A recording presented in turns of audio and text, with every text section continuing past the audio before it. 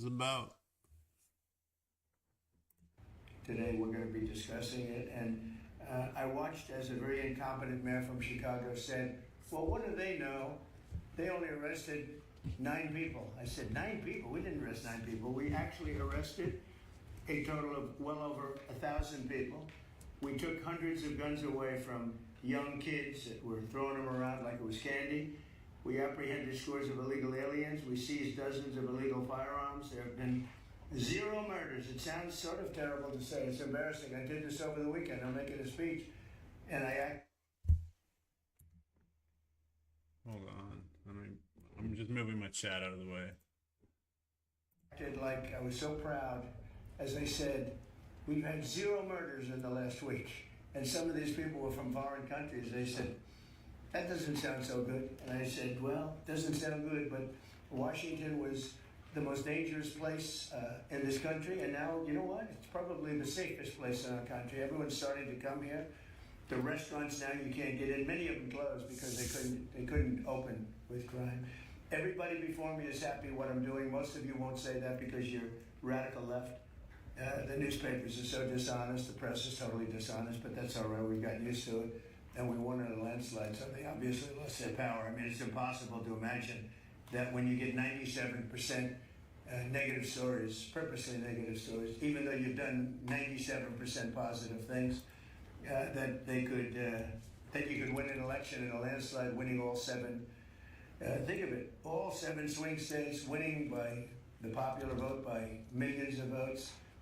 We had it fantastic. The best is your districts. Out of 3,000 districts, I guess we won 3,500. We won 2,750, and they won 500. And that's, to me, the best of all. And we had tremendous in every way, the election. And it's hard to believe you can do that when you have a corrupt media. But many of you are corrupt, and it's nothing we can do about it. But we keep winning, and we're going to keep winning. And this whole story on crime is incredible that the Democrats wouldn't be with us. So the mayor of Chicago, I watched him this morning, he said, Trump doesn't know what he's talking about. He only apprehended 9 people. Well, number one, that's false. It's thousands who get into that. But more importantly than anything, we took guns away. We have some of the worst career professionals out of the country already. They've been taken out of the country, and some are in solid confinement because these were killers. We arrested some very bad people. And in the last 11 days, again, I hate to say it because it sounds so ridiculous, but in the last 11 days, we've had no murders. And that's the first time that's taken place in years. We always have a murder a week. They call it a murder a week. You come here from Iowa, you come here from Indiana, you come here from Idaho, because you're so proud of your country, you love your country, and then you get murdered, your son gets murdered, your daughter gets murdered, you get murdered, see the media, you get murdered. Many of you have been mugged in Washington, you just don't want to talk about it. And I know that every time I do this with you, you almost everything, but every time I do this with you, people are saying to yourselves, he's right, and then you write a negative story. But we are doing an incredible job. The people behind me are amazing. We're working very well with the Washington police, as you know. The DC National Guard is unbelievable. We're also getting tremendous help from Secret Service. And we are at a point where Washington is booming again. People are pouring in like we haven't seen for years. Nobody wanted to come here. They didn't want to come here and get murdered. I have a friend of mine who has a very successful son. And I said, where is your son going to be this weekend? He said he's going to Washington with his friends. I said, really? Yeah, he's wanted to do it for 4 years, but he couldn't do it because it was so unsafe. And he's a tough kid, too. It's so unsafe. And he ended up staying 3 nights, going out to restaurants all 3 nights. He said it was so beautiful, so peaceful, because all the criminals are either arrested or they're hiding, and we're finding the ones that are hiding. So I want to thank Pam Bondi. I want to thank our Vice President. I want to thank everybody standing behind me. Because they are really, Gaddy, you've been unbelievable, by the way. They have done an unbelievable job. They're working 24 hours a day. And Washington, D.C. is now in great shape. I'm going to be working with Clark Construction, which is by far your biggest construction company. And we're going to also beautify Washington. We're going to rip down the broken medians, fix them. We're going to put asphalt on the roads. We're not ripping them apart like these stupid people do. They rip a road down to the dirt, and then they spend 5 years in building the new one, and then it starts settling. You know, the whole thing is so crazy. And they'll spend hundreds of millions of dollars on a road. I'll spend about $2, and it'll look better. So we're going to be replacing medians. We're going to be replacing much of the asphalt in the road, which in the city, which is in bad shape. We have great stripers. We have great contractors, but we have to let them do the thing. The Congress has said that they'll give us whatever money is needed to fix up the Capitol. This is the Capitol. And we're not going to spend a lot. It's going to go fast, and it will be spotless. And we want it spotless for the World Cup and for the Olympics. You saw the World Cup was here the other day. And come to think of it, there's your trophy for the World Cup. In fact, it's solid gold. That's actually solid gold, so heavy that some of the people in this room wouldn't be able to lift it.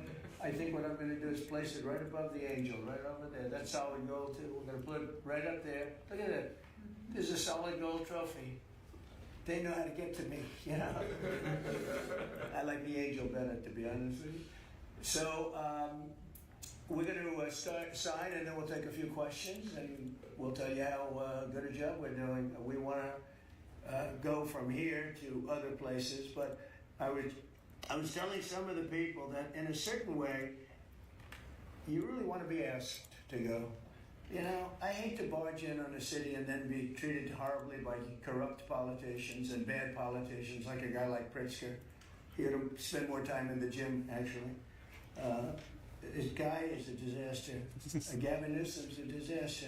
When we went, we saved Los Angeles. You wouldn't have been able to have the Olympics in Los Angeles. You're barely able to have it now. They did lose 25,000 houses to a fire that should have never occurred because they didn't let the water come down from the Pacific Northwest, which you guys don't want to write about. I had to break into the water supply to let the water down. And even now, we want more. We can have much more. It's less than half of what should be coming in. I don't know, they have a political thing about it. It's like the craziest thing I've ever seen. But I don't like going to a town, a city, place, a state, and then be criticized by some corrupt or incompetent governor where crime is rampant. Like, take a look at D.C. Crime was rampant. It was at the all-time worst. It got really bad during the Biden 4 years. And then I have a mayor stand up and say how crime has reached a 30-year low. 30-year low. People are being killed left and right, and it's not a 30-year low. Think of it. So for 11 days, there's been no murders. The record goes back years where that's happened. They haven't seen that happen in years. And then people stand up, and instead of thanking us, which they should do, and she's not that bad. She's better than most. But, you know, you have people I watched in Illinois. Chicago, Illinois is a disaster. I have property there. It's a disaster what's going on in Chicago. And you get Pritzker, he's violating our rights. I think this is another men and women's sports thing. I think this is one of those, you know, they call them 80-20 issues. I call them 97-3.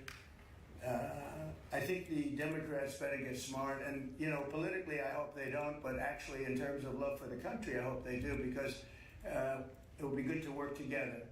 So I'm thinking about, you know, when I have some slob like Pritzker criticizing us before we even go there, I made the statement that next should be Chicago, because as you all know, Chicago is a killing field right now. And they don't acknowledge it. And they say, we don't need him, freedom, freedom. He's a dictator, he's a dictator. A lot of people are saying maybe we like a dictator. I don't like a dictator. I'm not a dictator. I'm a man with great common sense, and I'm a smart person.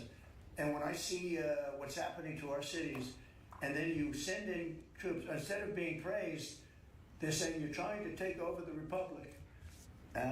These people are sick. But I'm really saying, and I say this to all of you, in a certain way, we should wait to be asked, because they have cities that are so under control, you know, out of control. So we go in and fix it. They take the full credit for it, and they go out and say, I heard it this morning.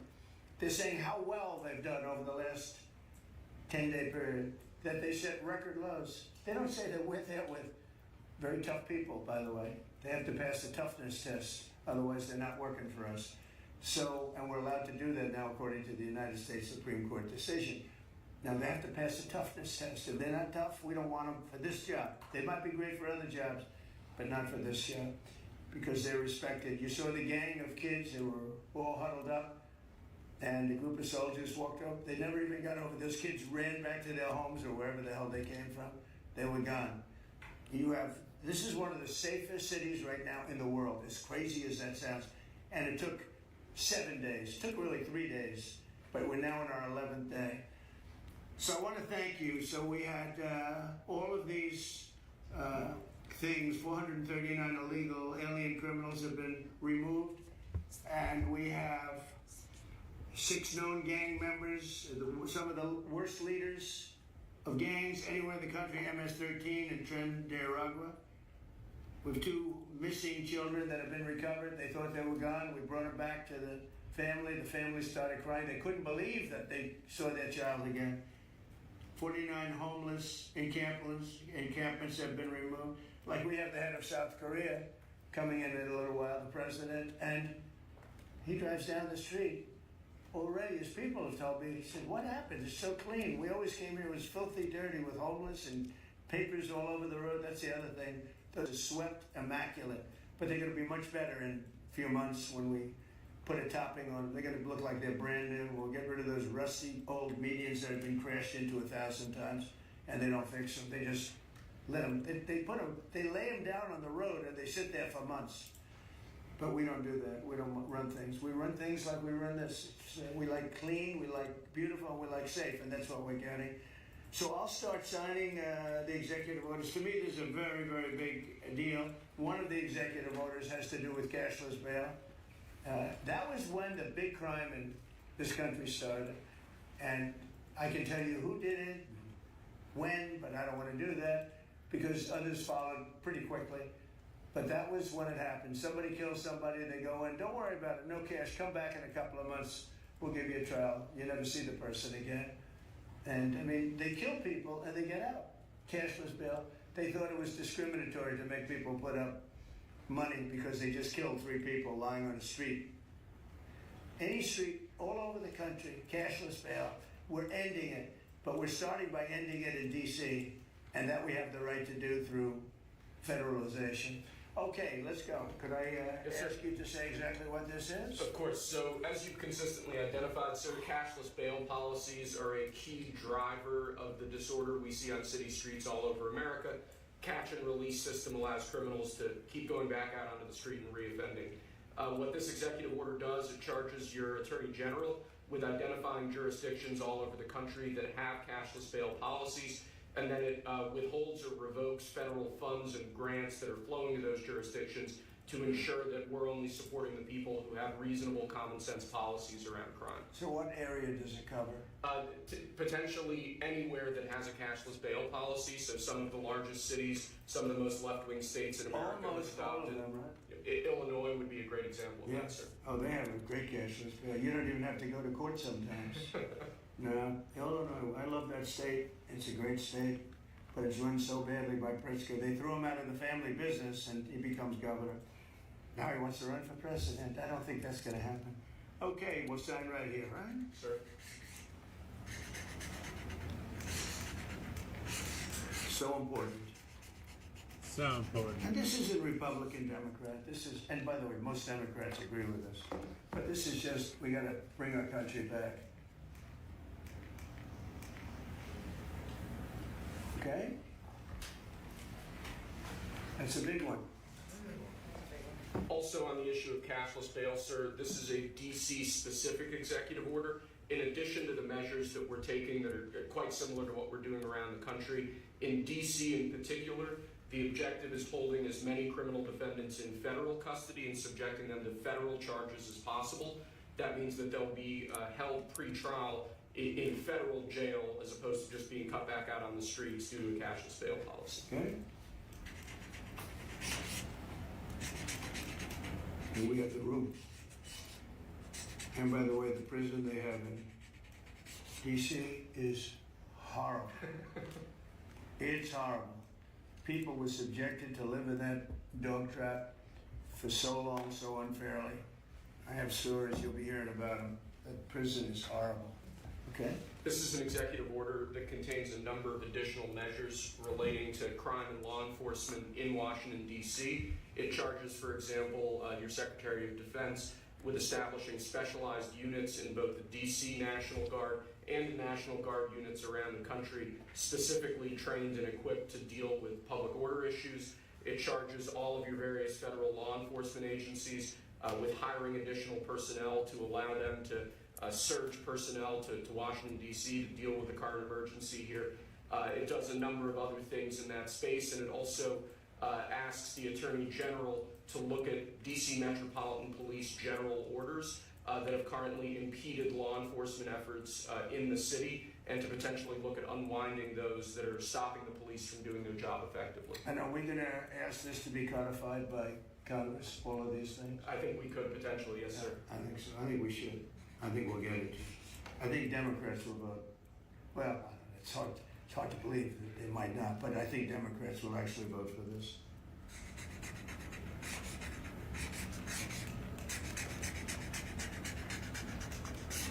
There's no auto pen that can do that. Right? Look at that pen. Is that a good signature? Seriously, is that a good signature? Jeez. Who can write like that? Nobody. I don't know. That's the other thing. I assume we're looking at the whole auto pen scandal.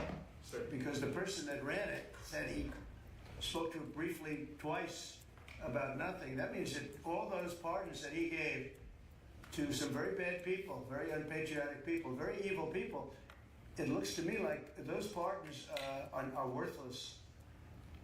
Because number one, you shouldn't use an auto pen very specifically. But if you do, it has to be a very good reason. And they have to know that the president wanted it. The president didn't want this. The president didn't know he was alive, okay? He never approved any of this stuff.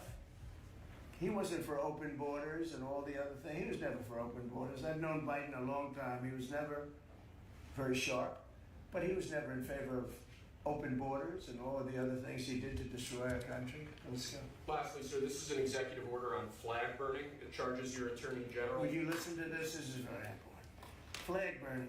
All over the country, they're burning flags. All over the world, they burn the American flag.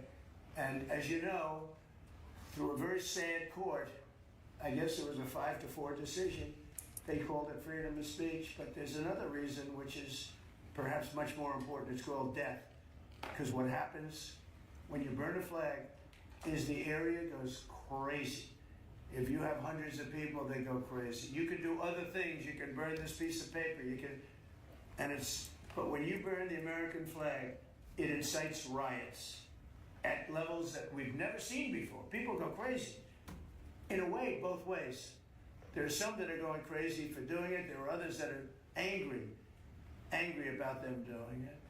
Do you want to discuss that? Sure. So what the executive order does, sir, it charges your Department of Justice with investigating instances of flag burning, and then where there's evidence of criminal activity, where prosecution wouldn't fall afoul of the First Amendment, and instructs the Department of Justice to prosecute those who are engaged in these instances of flag burning.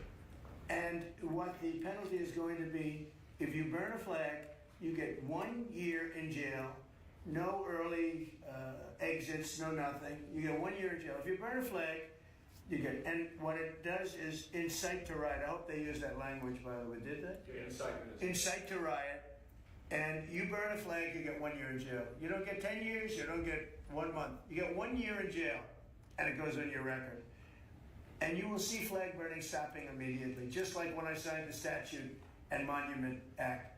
10 years in jail if you heard any of our beautiful monuments. Everybody left town. They were gone. Never had a problem after that. It's pretty amazing we stopped it.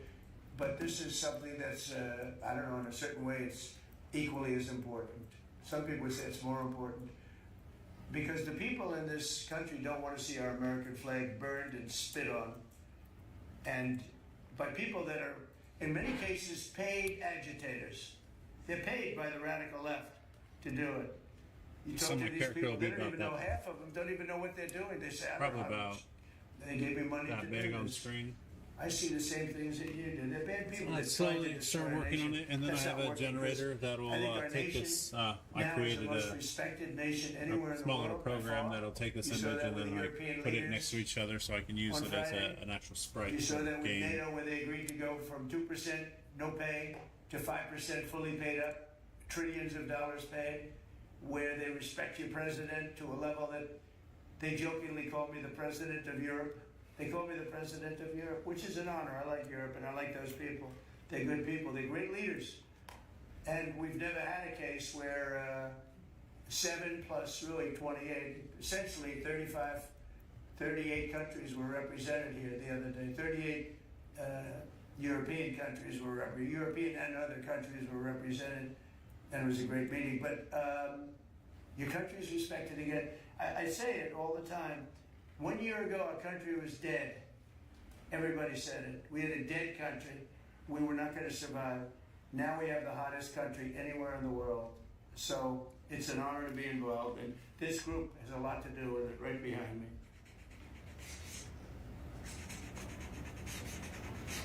Does anybody behind me have anything? Pam, would you like to say something? Sure, President. Thank you for keeping DC safe. You know, just a couple examples of a mother, a single mom, whose house was burglarized, and the defendant got out on cashless bail, went back the next night and burglarized her house again. That's why this is so important. A man got in a fight with another guy. He had a gun. He was let out. Next night, he got out, went back and killed him.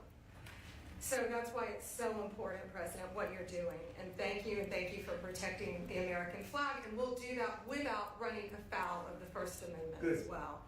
And President, I think Terry Cole, I think Danny Serralta had something he wanted to give you on behalf of all the law enforcement who are out there every Mr. single President, night. Yes. Thank you for putting me in charge of this surge. As the director of the United States Marshal Service, it's the oldest law enforcement agency. It was created in 1789. So on behalf of all the federal law enforcement agencies that we're working with and those that have yet to join the team, we thought it was only appropriate to present you with an honorary United States Marshal Service badge. And this badge comes with this little item right here, which is a handcuff key, Mr. President, because you continue through your policies and your efforts with your staff to unhandcuff law enforcement officers all over this nation. And I can tell you personally that they thank you for that. Thank you. That's You beautiful. can continue unhandcuffing law enforcement. That's a very great honor. I'll save that and put it someplace up, which is important. Thank you very much. Yeah, I appreciate it. Thank you very much. Really nice. Thank you. That's very nice. Thank you. Well, we love those people. They're brave and they love our country and they don't want to see. They don't want to see it. Do you know how many people volunteered for this job? And before I ask the VP to say a few words, because he feels very strongly about it, I think it's very important, Pam, that when we do this, that a state required, they come and ask us. I mean, I see Pritzker say, we don't want them. In the meantime, the city is being shot to hell. And they do that politically. And they probably do want it. If we didn't go to Los Angeles, you would literally have had to call off the Olympics. It was so bad. And the sheriff and the law enforcement people, but the sheriff said, and he came out very strongly, he said, if we didn't have these people, we were not able to control it. Now, 4 days later, after we had it totally under control, we did that quickly. He changed his tune a little bit. Well, I think we could have done it, you know. And they were dead. If we didn't send in the troops, Los Angeles was dead, the Olympics was gone, the World Cup was gone, everything was gone. We did a great job.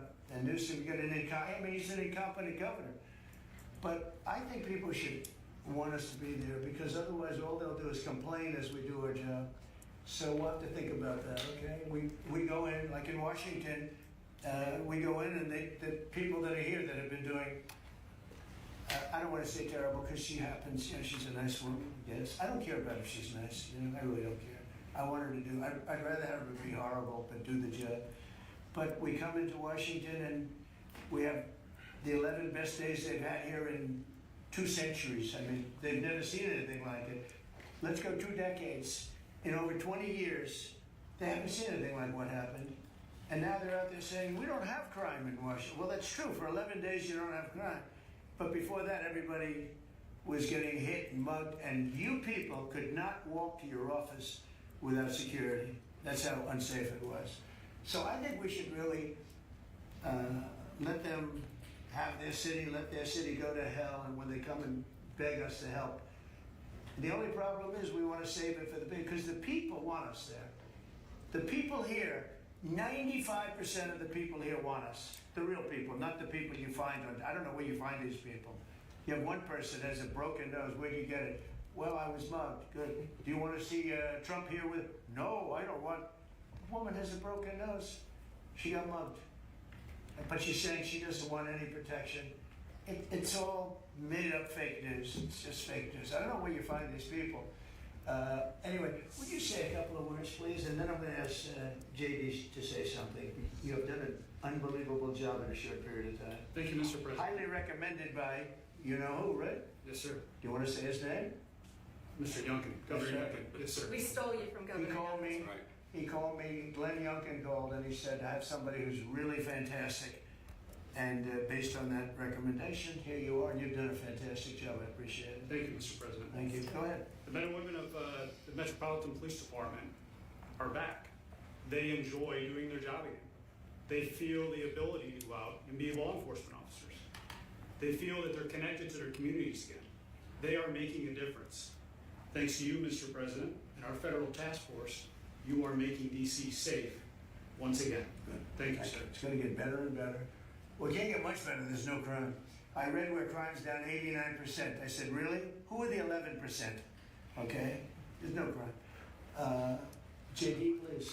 Yes, sir. Well, thanks, Mr. President. Thanks to the incredible team here. You know, I want to echo something the President said, where you say there haven't been murders in a couple of weeks in D.C., and it doesn't sound good, but then you talk to local law enforcement, and I didn't realize this, that this town averaged one murder every other day for the last 20, 30 years, which means that in 2 short weeks, the President and the team have saved 6 or 7 lives, people who would have been killed on the streets of D.C., who are now living, breathing, spending time with their families, because the President had the willpower to say, no more. We're not going to give the streets of D.C. over to vagrants and robbers and murderers. And the last point I want to make, sir, to your point about we want people to welcome us, to ask us, because look at Governor Pritzker in Illinois, or Governor Newsom in Los Angeles, or Governor Moore in Maryland.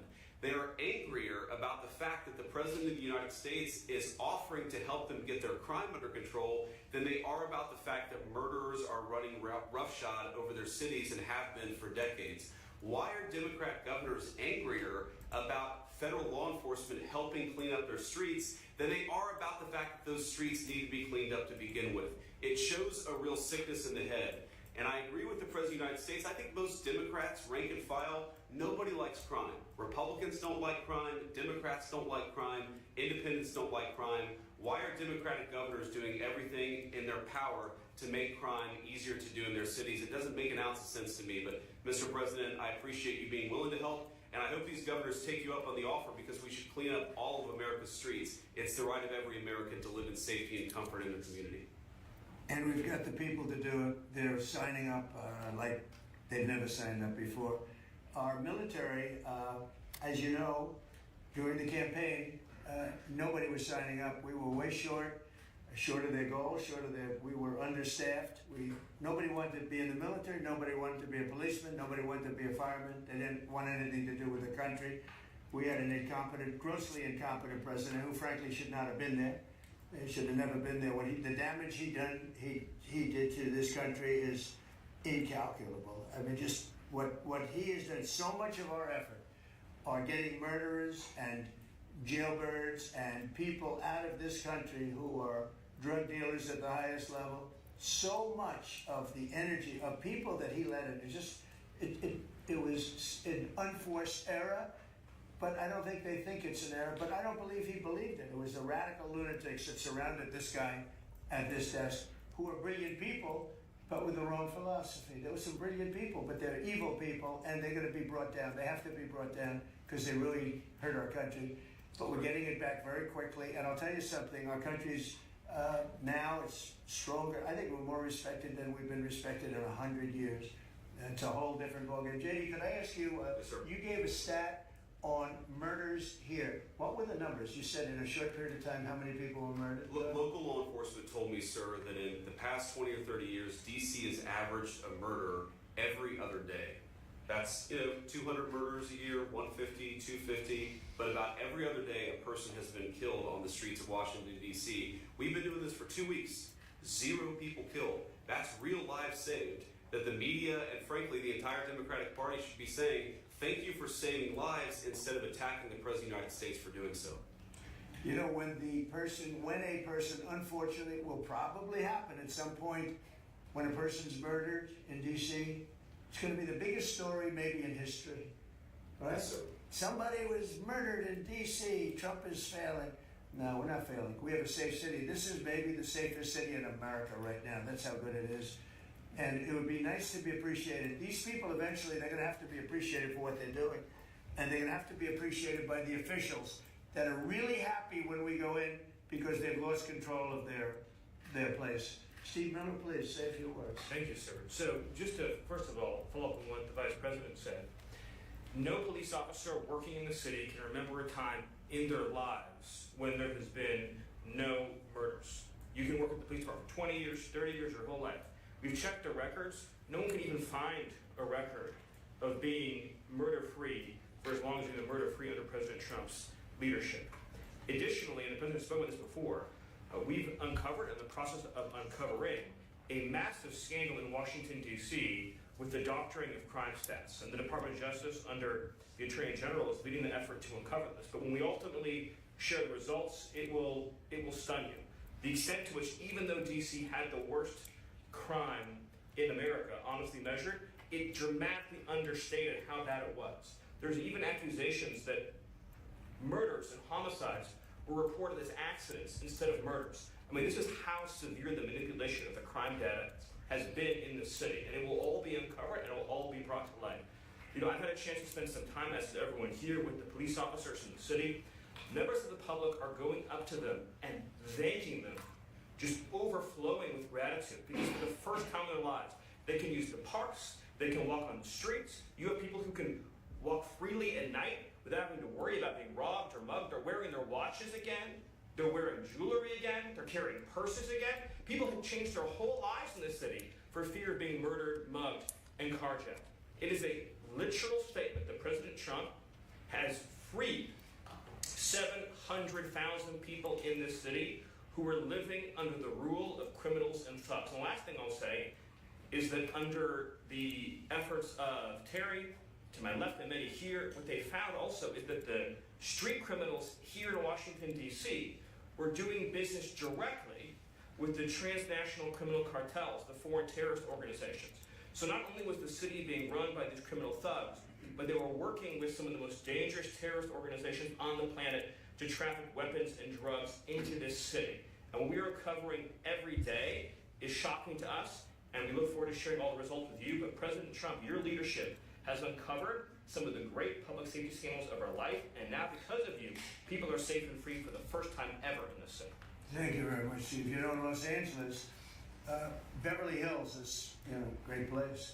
I have a house there. I had a house there. I used to spend a lot of time there. And a great place. Do you know that I have friends, they leave their trunk open for their car because they know they're going to be vandalized. They don't want the trunk ripped off in order for them to steal what's in the back. They leave the doors open so when they go in to steal the radio or whatever they take, that they don't rip off the door. They leave the doors totally open so the criminals, when they go and open the door, they don't have to break the windows and kill the car in order to steal whatever it is in the car that they're looking for. And that's at a level that nobody's ever seen before. Nobody lives like that. I have another friend, he has a garage, and in order to save his garage door, he leaves it open so that people can just walk into his garage, take whatever they want, and leave. But all the cars so many cars, I've been told this by many people, stars, big people, they leave their doors open so the doors aren't destroyed by these criminals. All over Los Angeles this is taking place. And you know that, I mean, you've heard that. Christy, could you say a few words? Sure. Well, Mr. President, I think one of the most impactful statistics that you used today was of the 1,000 arrests that have happened already so far, 439 of them were illegal criminals, which means they never should have been in this country to begin with.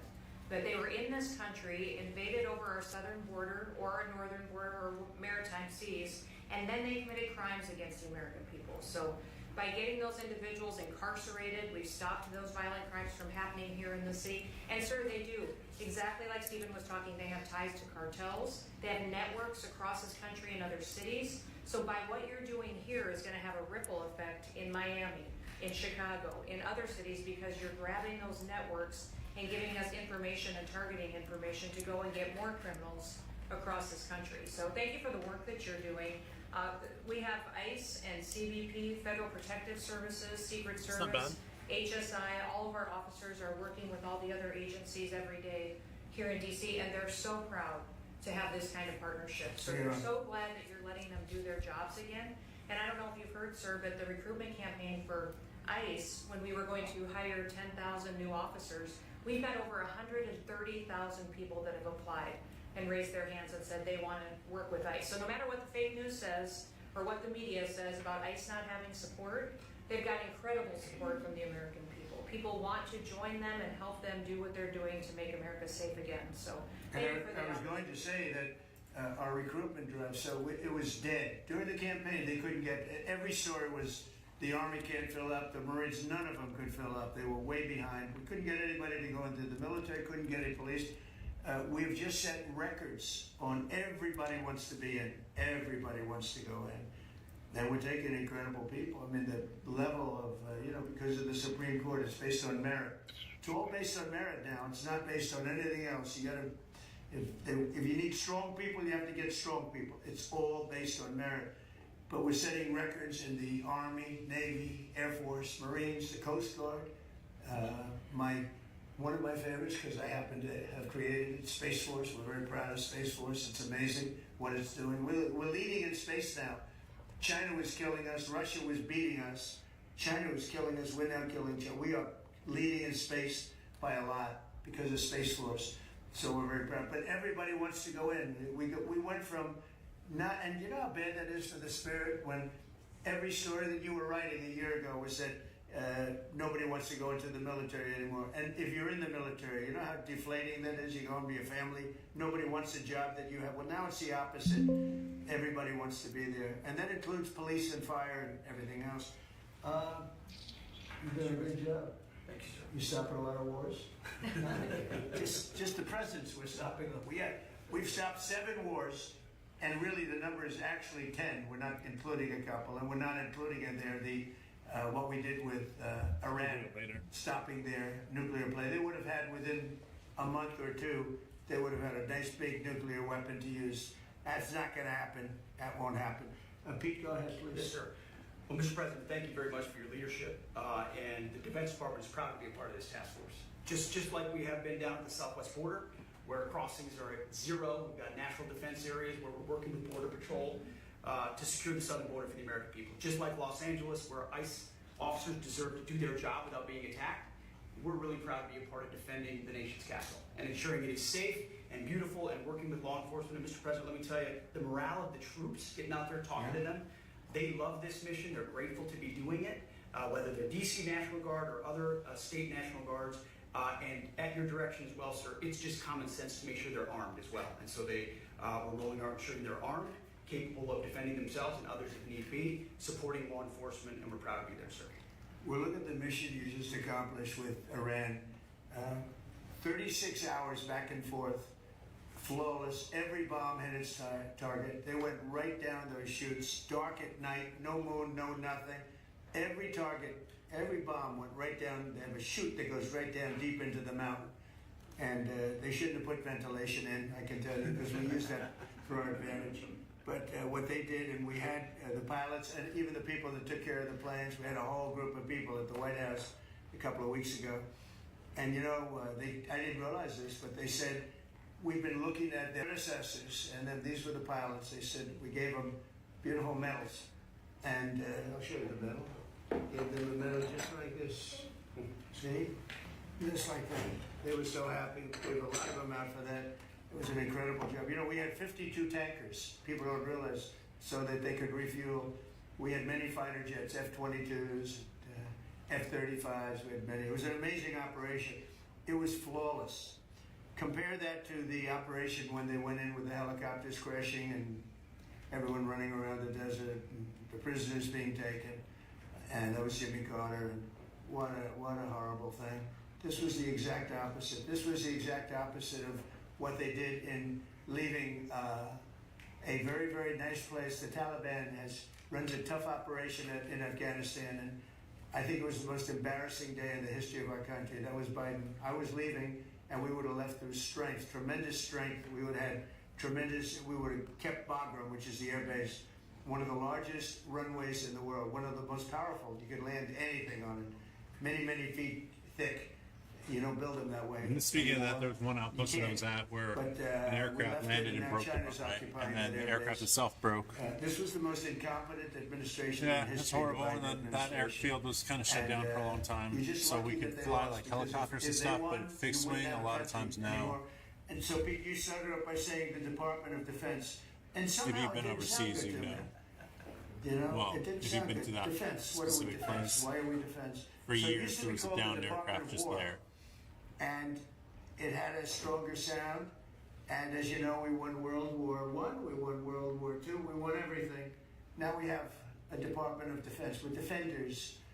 I don't know. If you people want to, standing behind me, if you take a little vote, if you want to change it back to what it was when we used to win wars all the time, that's okay with me.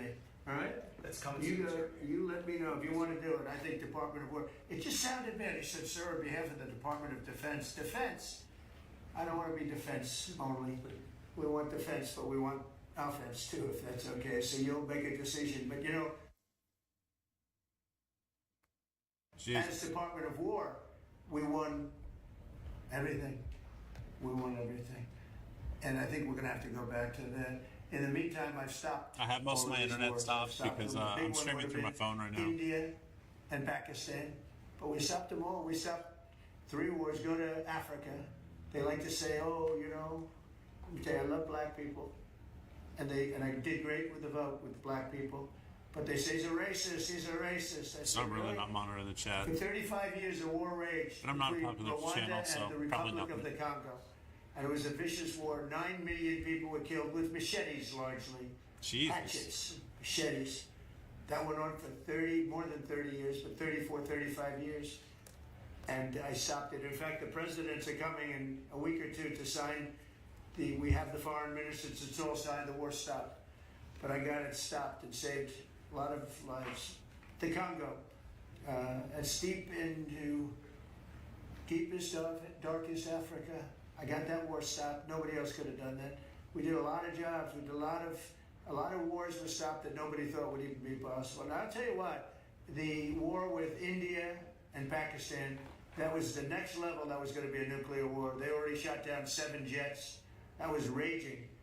And I said, you guys want to do trade? We're not doing any trade. We're not doing anything with you if you keep fighting. You get 24 hours to settle it. They said, well, there's no more war going. And I used that on numerous occasions. Trade. I used whatever you had to use. But we got 7 of them stopped. And the one I thought would be easiest, frankly, was going to be Russia and Ukraine. But that turns out to be some big personality conflicts. It's one of those things. But we're going to You'd be get that curious what stopped I'm doing. I'm eventually. slowly We're gonna trying get to that create stopped, a too. character 7,000 soldiers died last week. Think of that. like a 7,000. platformer game. So I this will usually be say the 5,000, but idle 7,221 standing there, and then I soldiers died will last week in the I fight have a between generator that Ukraine I and Russia. created And through they're not our Python. soldiers, but And they're what it souls. does is it They're takes living souls, image and it they reproduces leave it their a whole bunch homes of and they times. wave So to then their parents, I'll and their parents do are so that, proud. and then I'll They live in edit a each beautiful one for uniform, little and movements. So a then, week like, later if they we're get moving their head forward, blown off and then I'll by have a to drone. like create the New same form for of back military. end It's a and then whole new side form view. of And fighting. So I would just like to thank the people that there's are probably a lot easier ways to do that, behind me. like Thank you very much. You've done a with, fantastic job. I appreciate Photoshop. it very much. but We're doing a real. I'm doing it we're my doing a own real way, job. and I don't. And I'm so proud of DC. I passed it 2 days ago, and all the garbage is off the streets. It's terrible. I don't know what I I'm came saying. in A month and a half ago, I'm driving it's like down and I see garbage experimenting, all making over the place. The trying to streets were a do- pigsty. Like I won't use the city's names, but you know what I'm talking about. There are plenty of them outside of this country and inside of this country. Baltimore is a horrible, horrible deathbed. It's a deathbed. I know Governor Moore said, "Oh, he wants to take a walk with me." He meant it in a derogatory tone. I said, "No, I'm the president of the United States. Clean up your crime, and I'll walk with you."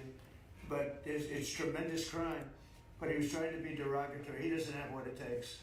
But he's trying to be derogatory. And I met him at the Army-Navy game. They said, "Oh, there's Governor Moore. He'd love to see you." He came over to me, hugged me, shook my hand. "You were there." He said, "Sir, you're the greatest president of my lifetime." I said, "But it's really nice that you say that. I'd love you to say it publicly, but I don't think you can do that, so it's okay." But no, sir, you're doing a fantastic job. I want to just shake your hand. "Thank you very much, Governor." That was it. And then every time I see him on television, he's knocking the hell out of me. So, but that's all right. That's called politics. But Governor Moore's is doing a bad job. Newsom's doing a bad job. All of their potential candidates are doing a bad job. I can't imagine Pritzker being even a candidate, but somebody said he is. He can't do the work, can't do the job. He's not temperamentally suited. So I just want to thank you all for being here. Do you have some questions? Mr. President, is the Pentagon, and maybe the Secretary of Defense can weigh into, is the Pentagon preparing for military deployment to Chicago? And with what you said there, are you waiting for the governor? We're ready to go anywhere. We have a full complement of great human beings. We're full. You know, our military is full.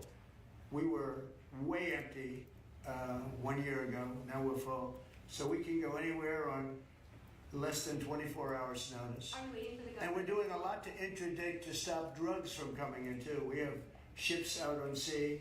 You know, we have nobody coming through our border anymore. Nobody. Doesn't that feel good to know that you don't have prisoners coming in and, you know, killers, murderers? We had 11,888 murderers come in led by the Biden administration. Many of them have been captured, but we still have a couple of thousand that are out there. Some of them, 50% of them killed more than one person, okay? But a lot of them have been captured. What they've done to our country, these people that circled this moron that we had behind this desk, what they've done to our country is unthinkable. It's unthinkable. I mean, if you think so much of our time is devoted to correcting a problem that all they had to do is say, close the borders. Remember when he said, well, I have no power to close the border. I have to go back and get an act from Congress. I didn't get an act from Congress. I came in, I said, close the borders. And Tom Homan, who's not here, has been fantastic, Christy, right? Yes. Tom Homan is great. He is a fantastic man and respected by everybody. But I said, Tom, close the borders. Christy, close the borders. The borders were closed. We didn't go to Congress and get permission. We just closed the borders. And in the last 3 months, hard to believe this one too, in the last 3 months, we've had 0 people come into our country illegally through the southern border. Nobody would have said that's possible. Yeah, please. Thank you, Mr. President. Today, MS-13 gangbanger and human trafficker Kilmar Abrego Garcia turned himself into ICE in Baltimore. Do you have any comment on this? And why are the Democrats so emotionally attached to this man who beats his wife and is part of a terrorist organization? Because they think he's going to be good for votes, and I think he's very bad for votes. These people are deranged. He's not good for votes. He beat the hell out of his wife. His wife is afraid to even talk about him. She's been mauled by this animal. And, you know, through a system of liberal courts, you know, he's doing things. But, no, we have that under control. And Pam has got that very much under control. Do you want to comment on it? No, we've got him under control. He will no longer terrorize our country. He's currently charged with human smuggling, including children. The guy needs to be in prison. He doesn't need to be on the streets like all these liberals want him to be. And as part of this operation here in DC, we've also taken off MS-13 members. We've taken, I think just last night, we got a TDA guy off our streets right here, right around from where we all work. Another TDA member gone because of this project. So we're going to keep America safe from all of these foreign terrorist organizations, including Abrego Garcia. Okay? Mr. President, if we could get your reaction, sir. The Israelis bombed a hospital in Gaza that killed 20 people, including 5 journalists. When did this happen? This happened overnight, today. I didn't know. Any reaction to this? Are you Well, I'm going to not talk to happy the Prime about it. Minister? I don't want to see it. At the same time, we have to end that whole nightmare. I'm the one that got the hostages out. I got them out. All of them. Steve Witkoff has been amazing. He's done a great job. But I'm the one that got them all out through my people and through me. And now we're left with probably a little bit less than 20 because I think 1 or 2 are gone. And I said a long time ago, I'm going to get them out. But when we get down to that final 10 or 20, these people aren't going to release them because they're dead after they release them. So it's a nasty situation. Very nasty, horrible thing. Mr. Yes. President, could you please elaborate on your post on South Korea? What were you referring to? Well, I heard that there were raids on churches over the last few days, very vicious raids on churches by the new government in South Korea, that they even went into our military base and got information. And they probably shouldn't have done that, but I heard bad things. I don't know if it's true or not. I'll be finding out. As you know, your new president's coming in just a couple of hours, coming here. I look forward to meeting him. But we won't stand for that. We just won't stand for that. Sorry, Yeah. Are you prepared to order National Guard troops, though, into American cities if those governors don't request the federal deployment? I am, but I also think that, look, Chicago, everybody knows how bad it is. Everybody standing there knows. We know. You don't have to be doing any studies. They should be saying, please come in. Pritzker should be saying that. You know, I did a favor for Christy Whitmer. A good favor, I think, with the fish, the carp, the China carp. Did you ever hear of it? China carp. And it's taken over your Great Lakes. You know about that, right? And she came and she wanted to know if it's possible for us to do something about it. And I said, well, I'll do it. But I think it's appropriate that Probably the gonna be person about that from big. Illinois, the governor from Illinois, On the it's also screen. it's a tremendously expensive Yeah. project, actually.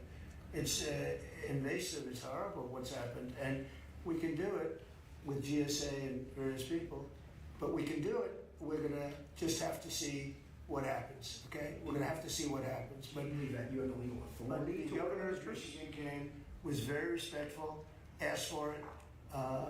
She's done a good job.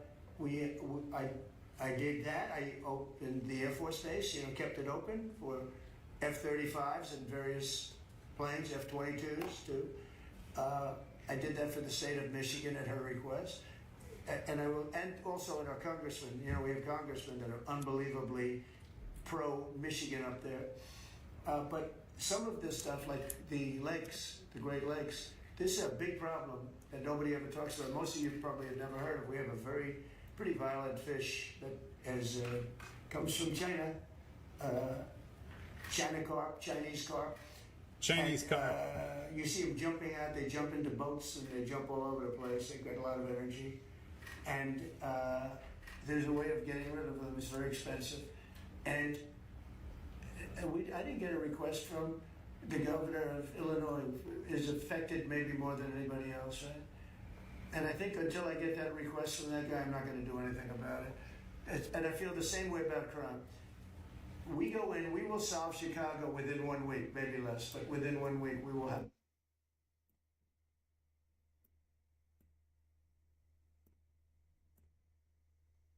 Hello.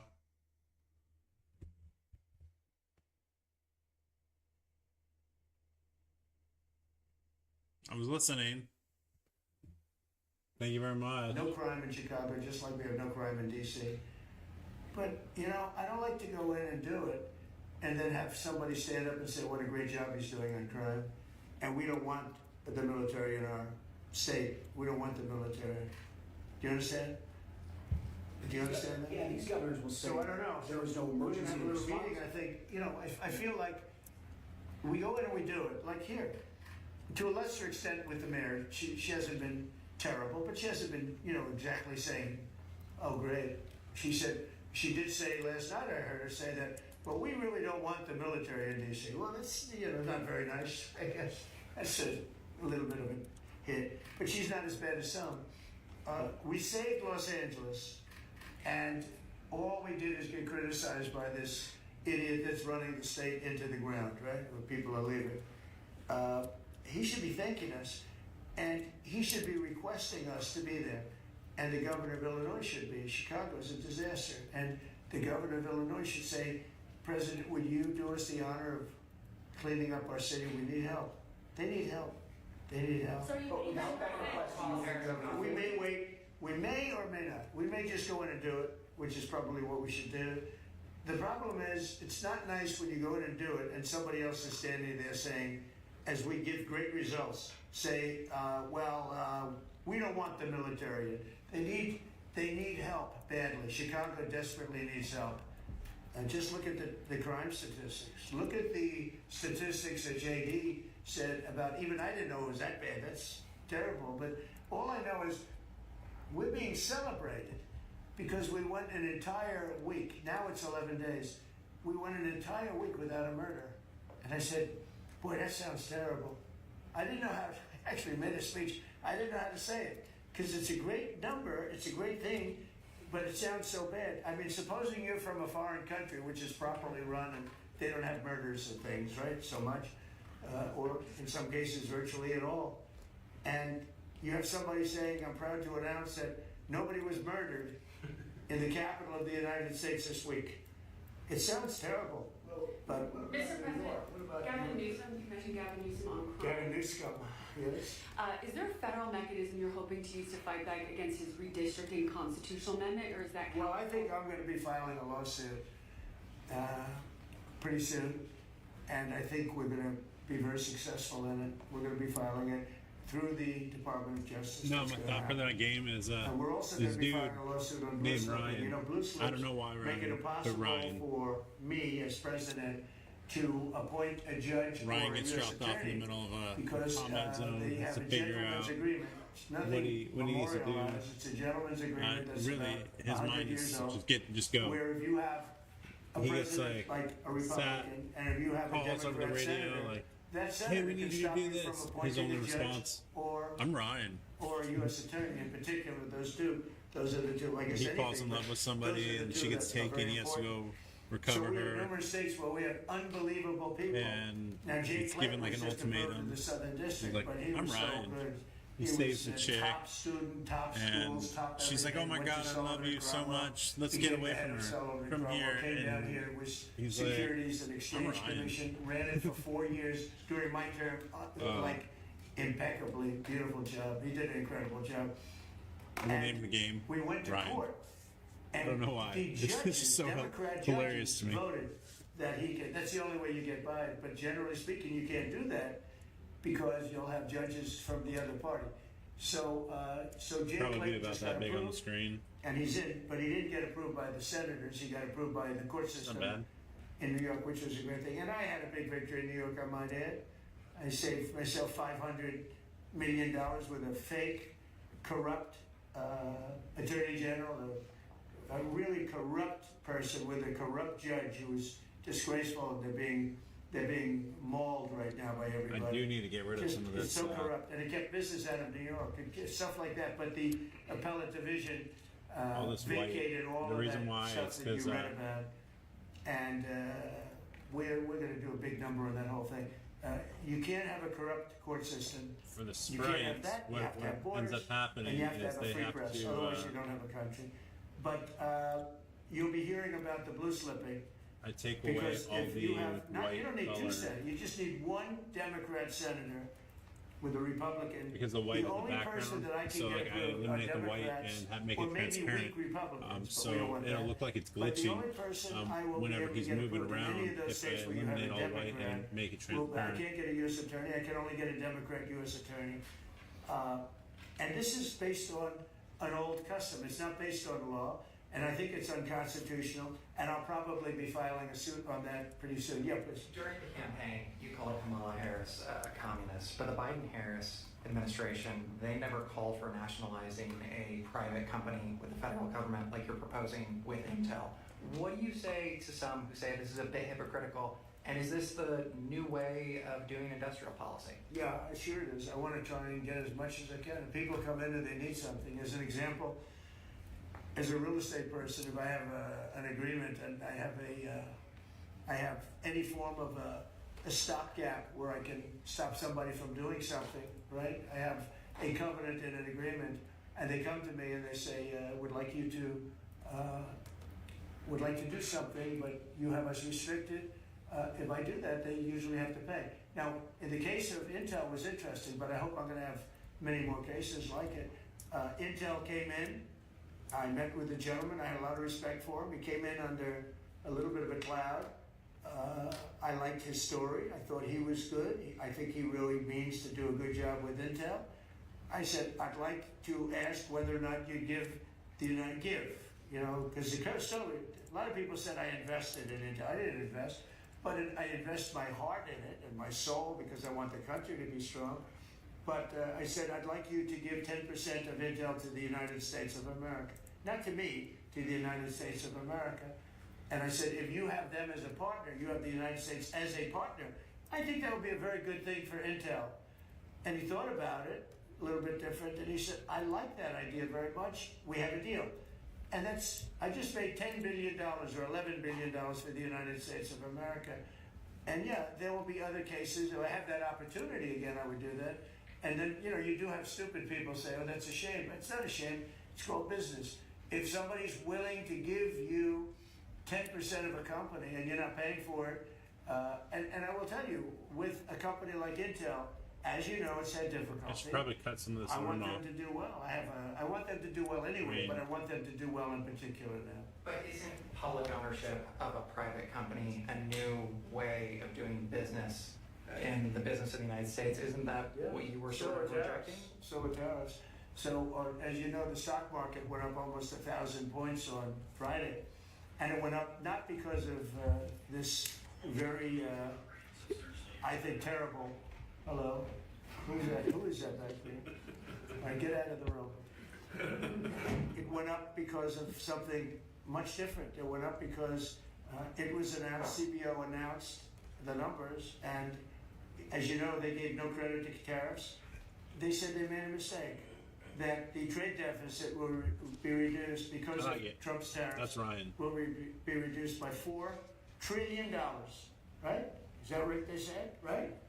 They said $4 trillion, and the market went up like a rocket ship because the tariffs are good. Well, tariffs aren't that usual. If the 7 wars I stopped, 4 of them were because of the fact that I had tariffs and trade. And I was able to say, well, if you do this, if you go fight, and if you want to kill everybody, that's okay, but I'm going to charge you each 100% tariff when you trade with us. You know what? They all gave up. I stopped 7 wars. Numerous of them was because of tariffs. So, you know, you never knew the word tariff. It didn't exist really, essentially, in this country until actually in the 1870s up till 1913 it existed, and we were the richest country. We were richer then, proportionately, than at any time in the history of our country. And then, stupidly, in 1913, they said, let's go to the income tax way of life. Let the people pay instead of foreign countries. No, we're taking in trillions of dollars in tariffs, and we're stopping wars because of tariffs. So that's not so normal either. But you know what? Other countries did it to us, and now we're doing it to other countries. You rolled out boots on the ground in Ukraine, but how would air support as part of security guarantee be any different? Those U.S. You really went from one question to the next. From one, I expected him to at least challenge you. Now we're talking about boots on the ground. But U.S. air assets over the skies of Ukraine as part of a security guarantee, would those U.S. airmen also be? Well, you don't know what security guarantee is because we haven't even discussed the specifics of it, and we'll see. Number one, Europe is going to give them significant security guarantees, and they should because they're right there.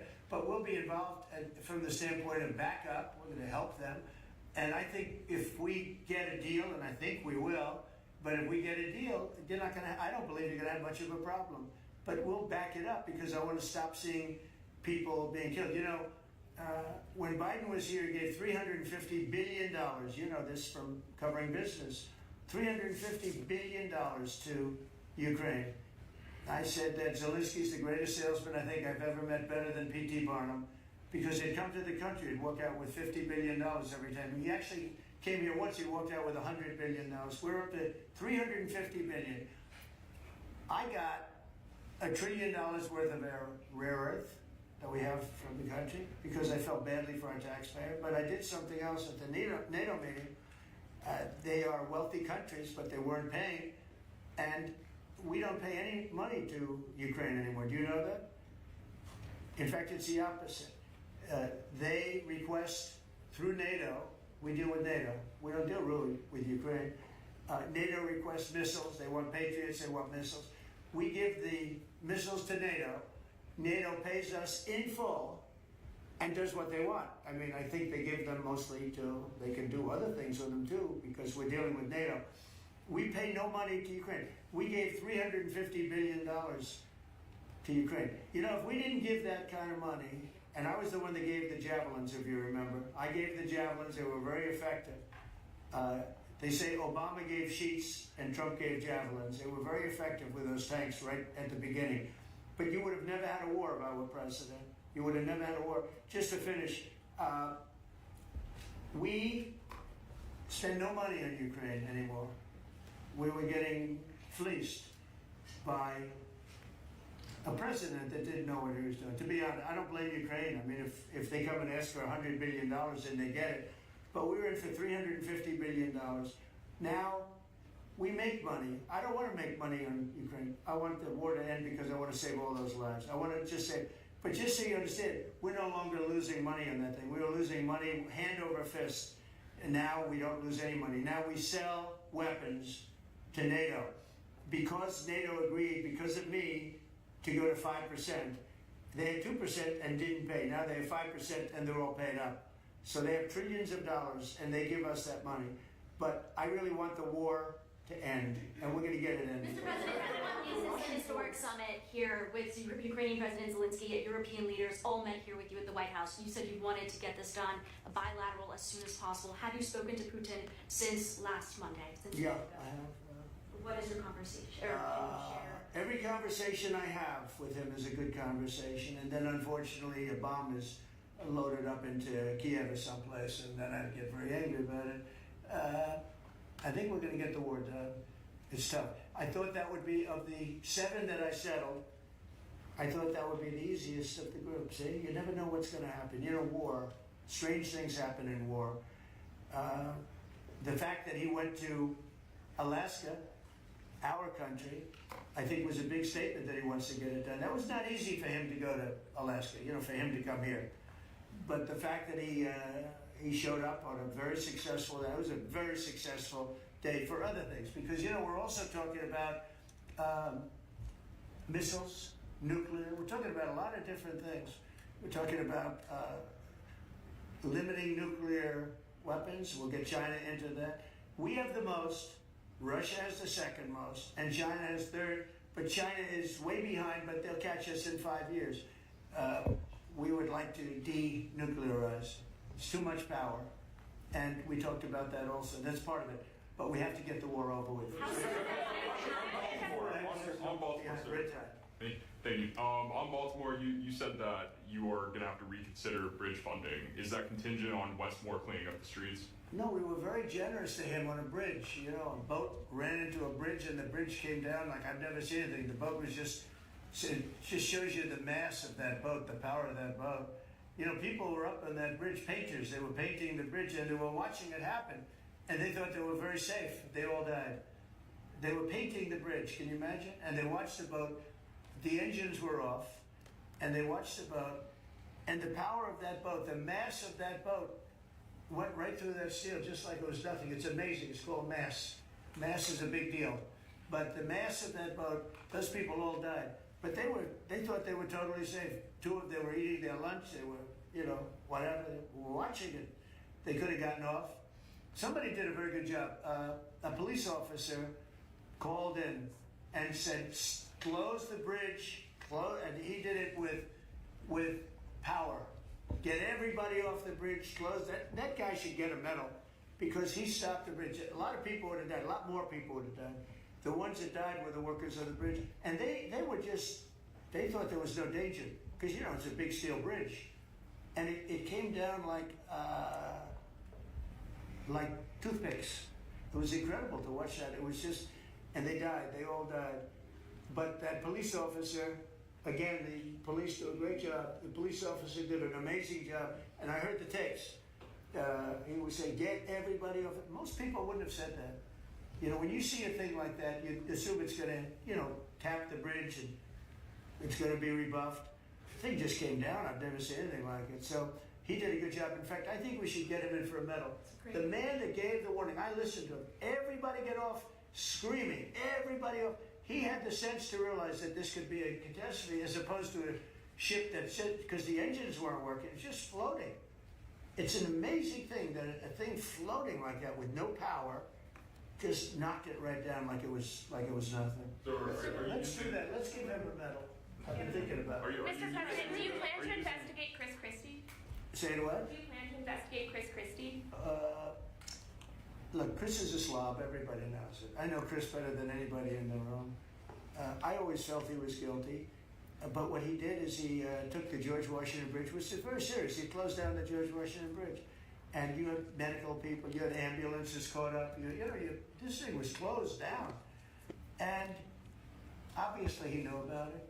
But he blamed the young lady that worked for him and another person, and they got into a lot of trouble. She ultimately was, I don't know, exonerated, but she got out of it a little bit.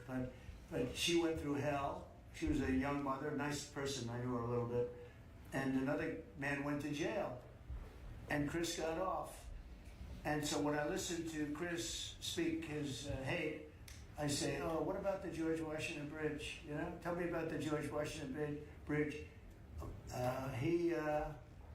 He blamed other people, but he knew all about it. So no, I don't know if they want to look at it. It's not for me. If they want to look at it, they can. You can ask Pam. I think we have other things to do, but I always thought he got away with murder. Mr. President, do you plan to make an endorsement in the Texas Senate race between Ken Paxton and John Cornyn?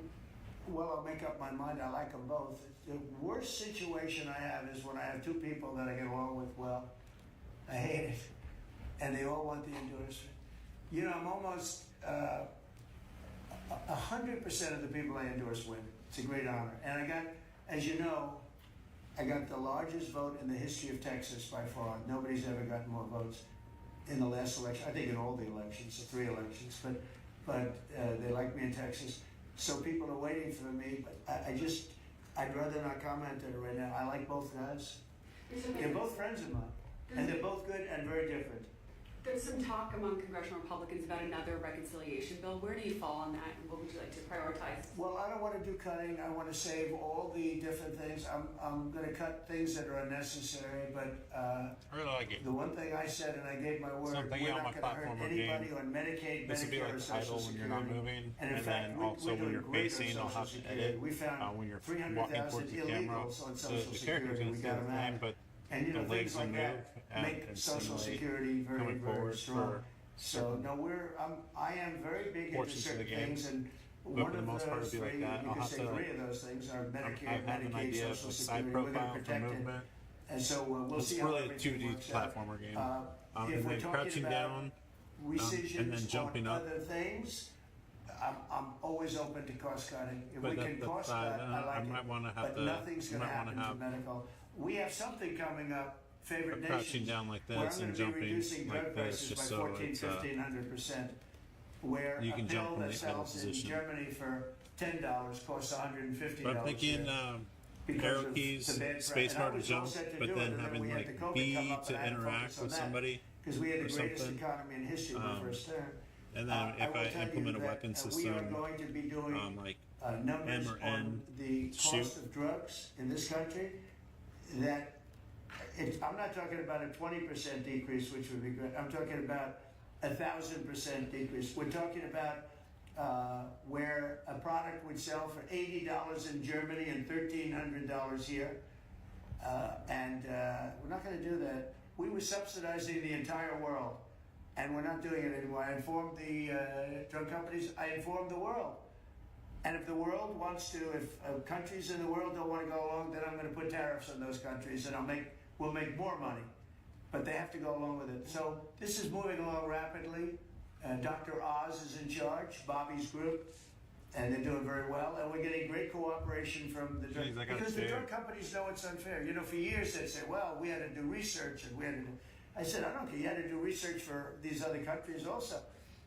They are ready to go, and I'm ready to go, and you know, if I pull that off, there's no way a Republican will lose an election. There's no way. All right, one more question. Steve, back to Ukraine. What's this guy? He's the nicest guy I know, and he asks the most vicious questions. Why do you think President Putin is so reluctant to meet with President Zelensky? Because he doesn't like him. He doesn't like him. You know, they don't like. I have people I don't like. I don't like to meet with them. Sometimes they do like to meet with people I don't like. So how do you They don't like. No, they don't like each other really. And if we had a real president instead of a guy that got in there with a fraudulent election, if we had a real president, that war would have never happened. Putin actually said, he said, if Trump were president, it wouldn't have happened. Happened for a lot of reasons. Happened because of Afghanistan. When he saw how incompetent Milley was and all these guys were, I think he said, well, this might be, because it was the apple of his eye. It would have never happened if I were president.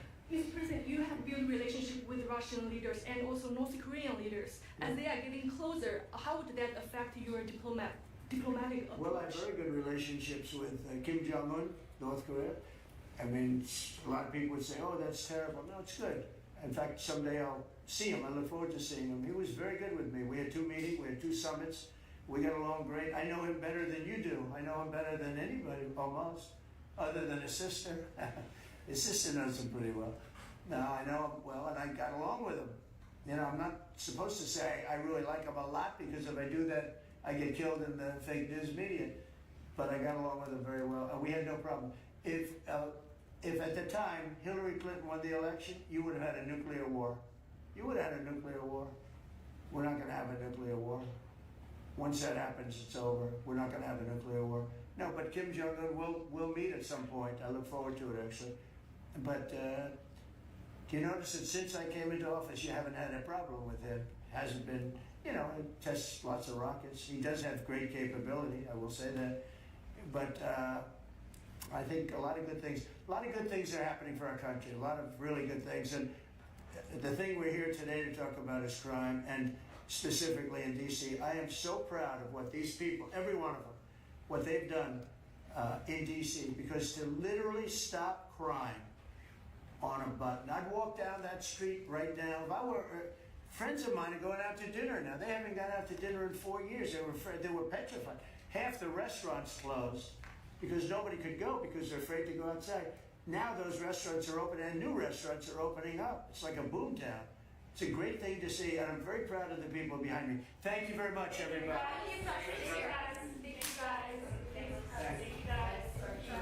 Yeah, I remember when I first got divorced, I treated myself, in 2015, I treated myself to a vacation.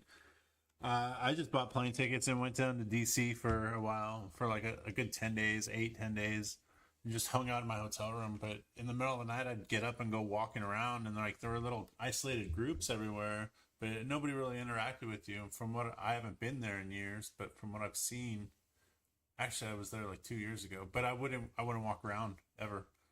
No. The city's just changed. Who knows what he's doing? Hopefully it works. All right, well, thank you, and have fun. Every time I do one of these, I want to try to do some kind of graphic design.